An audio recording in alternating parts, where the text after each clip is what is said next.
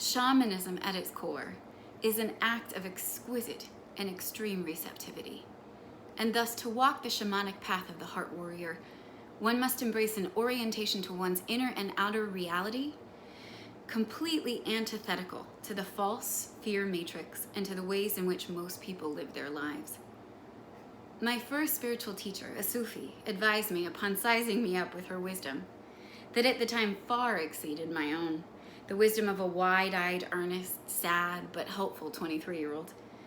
She counseled sagely that I had already gone past the point of no return on my spiritual path, and to brace myself, as the wisdom guiding my footsteps would make me seem mercurial, flighty, and quite frankly crazy to most conventional people.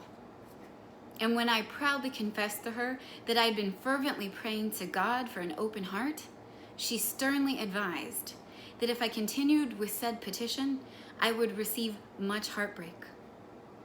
A harrowing 18 years later, I can confirm without a doubt that she was correct on both counts. According to the Sufi mystic and poet Rumi, you have to keep breaking your heart until it opens. Indeed, I have found no other way. He also tenderly advises the heart has its own language. The heart knows 100,000 ways to speak. The Lakota Native American shamans believe that when each of us is born into a body, the ancestors say on the other side of the veil, is this the one? Is this the one in our lineage who will bring forth all that is good and true and beautiful and leave behind the rest? Unbeknownst to me, the evil satanic cult I was born into, and which has attempted like a Machiavellian machine to silence my song and extinguish my light, had extended its influence into most, if not all, social, educational, musical, and spiritual circles surrounding me in my formative years and beyond.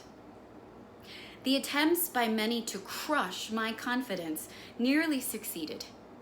However, the Creator made sure to flank my path with physical and non-physical angels, whispering words of encouragement every time I contemplated buying into the voices that screamed at me to dull my shine.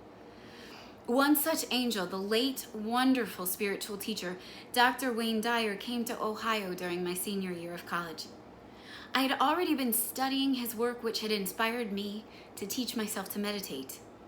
Several months before his Ohio visit, I happened upon his PBS special on the power of intention. Unable to sleep, tortured by the question of whether or not to pursue my dream to be a singer, and with precious few TV channels to choose from, I listened intently as he proposed the idea that in order to summon the power of intention to help manifest one's dreams, one first must surrender doubt that they can happen. That made sense to me, and so I wrote up a contract for myself, promising myself that I would surrender doubt for 1 year, that I could realize my heart's desire. Imagine my excitement when I found out he would be speaking 45 minutes from where I was living at the time. When the day came, I waited in line at intermission, camera in hand, hoping to get a picture with my guru. When my turn came, to my astonishment, he grabbed me by the shoulders, pulled me in, and kissed me. And then he said, "I'm sorry, you were just so beautiful, I had to do that." I was shocked and secretly delighted. At that point, I hadn't dated anyone and had received much criticism at home about my appearance. Immediately following intermission, Dr. Dyer played a recording of his daughter singing the prayer of St. Francis and then exclaimed, "There's a woman in her early 20s who's thinking about going to singing. Who is that?" I'd only quietly mentioned to one person my dream of pursuing singing at the end of intermission, and neither of us had moved. Stunned and initially skeptical, I crossed my arms with the intention to wait him out. Though it might sound strange, at that point in my life, traumatized and shut down, I was unaccustomed to kindness, and it aroused suspicion in me. Nevertheless, he persisted and asked again. Flushed with anxiety, I tentatively raised my hand, and he called me up on the stage. I stumbled a bit, on one of the steps, and without missing a beat, he quipped, "Oh, you're the one I kissed at intermission. No wonder you can't walk." And to be honest, I was awestruck by him. He had a glow I'd never seen in anyone, and I felt immediately comfortable and connected. He asked me to share my story and handed me the microphone. I explained that a teacher of mine had told me that I had a voice people didn't particularly want to hear, to which he responded vehemently, "That's not a teacher." I spoke of my fervent heart's desire to share my singing with the world, and so he encouraged me to sing for the packed auditorium. After performing Henry Purcell's "If Music Be the Food of Love, Sing On," I received a standing ovation. He hugged me, and then with his hand on my shoulder, he looked me in the eye and said, "I really hope this is your answer."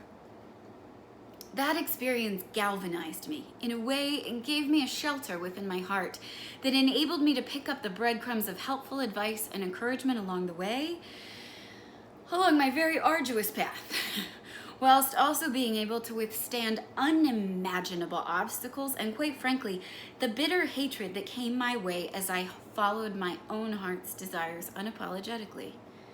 You see, my path as a shaman also demands that I be an ancestral curse breaker. Pain and very unhealthy patterns travel down family lines until that one brave soul for which the Lakota say the ancestors are waiting arrives and takes it upon herself to feel all the agony and trauma being perpetuated by the line. Most unawakened souls do all they can to avoid feeling the pain. And so it takes tremendous courage to break out of conventional patterns of sick and maladaptive behaviors, because most family and often friends and even mentors too are devoting every breath they have to not feeling and acknowledging that sickness. Those of us breaking and healing the patterns shine the light of truth on others' shadows and their wounds. And unintentionally, we often irritate the demons in those around us. However, in the words of Nikita Gill, the spirits of my ancestors did not manifest themselves in my soul bones to watch me be a convenient place for someone else's feet. I have drawn my fair share of fire, to be sure, and that fiery hatred has wounded me deeply. The words, though, of the writer and Jungian analyst Dr. Clarissa Pinkola Estes bring me great comfort.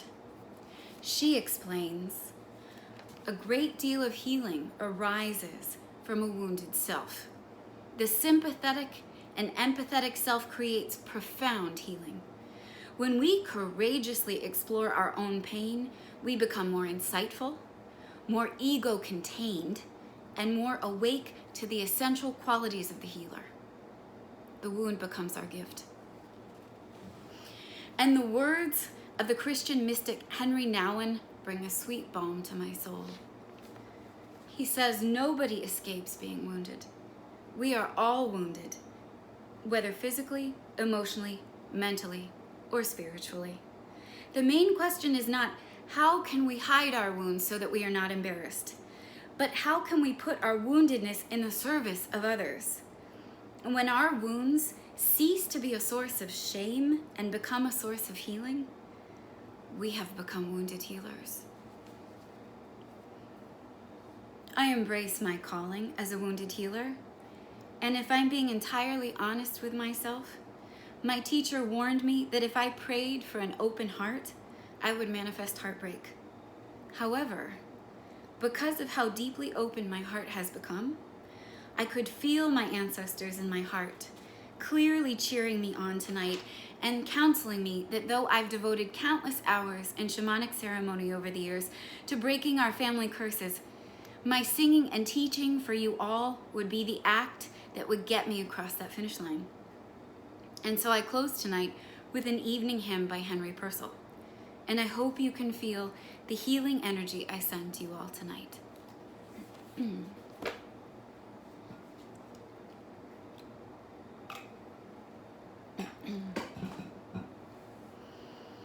and I'll try not to wake up my housemate.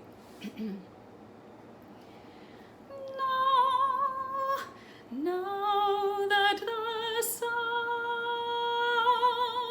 hath filled his light and bid the world good night, to the soft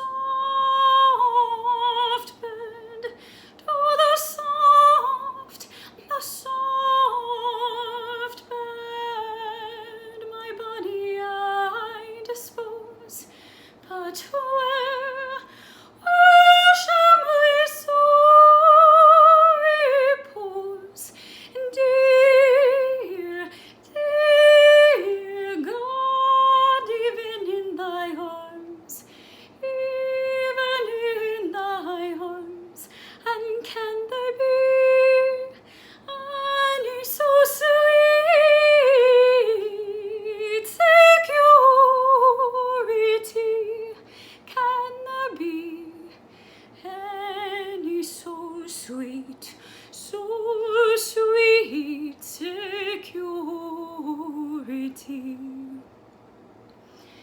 Then to thy rest, oh my soul.